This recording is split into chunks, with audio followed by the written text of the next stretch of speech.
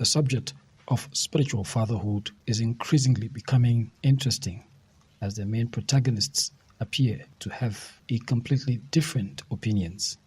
Apostle Johnson Selman thinks that the issue of spiritual fatherhood is gradually leading people away from the calling and is now enslaving men and women of God. So many people have missed out on their purpose and their assignment because of the idea of fatherhood. The idea of fatherhood in Africa is almost slavery.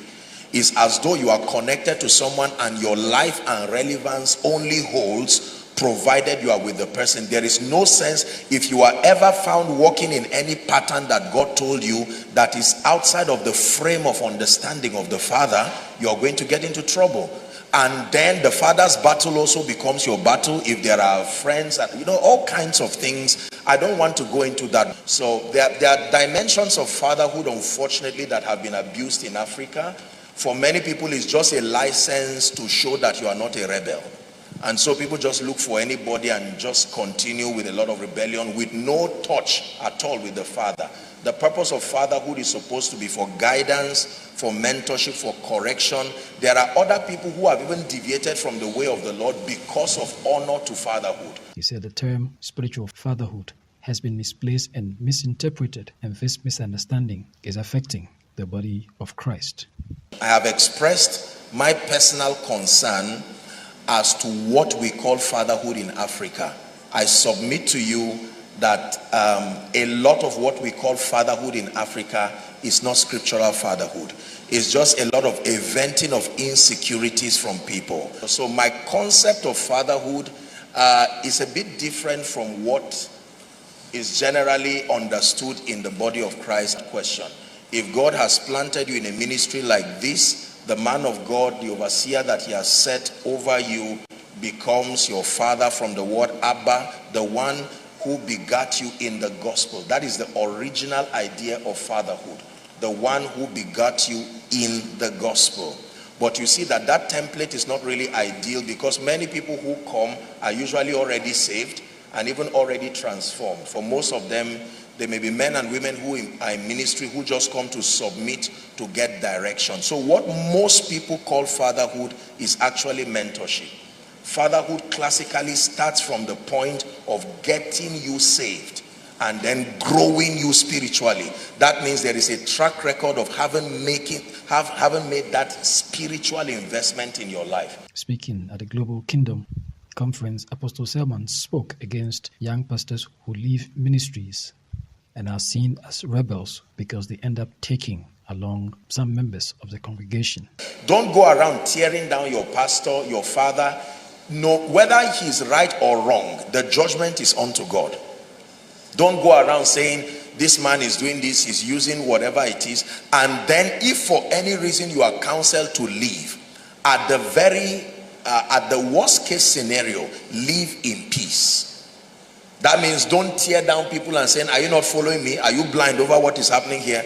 That is not your concern. If you must leave, you find out, you are convicted. If you are married and you discuss with your wife, you discuss with the systems of authority around your life, and they give you the go ahead, you may politely live in peace. You see, in any case, do not cause trouble in that church or that assembly, because you may seem to be happy for a while that you've gone, but I can assure you eventually it will backfire. There is no license for rebellion whatsoever. Fathers are not perfect. They are humans. They make mistakes. And that is the reason why everybody must altogether continue to grow and learn. But if as a son, one who has served there, if you observe any flaws there, your first responsibility to your father is to intercede sincerely. As fathers are humans, they make all kinds of mistakes. We owe them our prayer. We owe them our support, not to laugh at their mistakes and all that they do. But if and when living in that circle is causing you to sin, causing you to deviate from the pathway, the known pathway of God, then it may be a wise thing to live. In any case, live in peace. Don't cause trouble.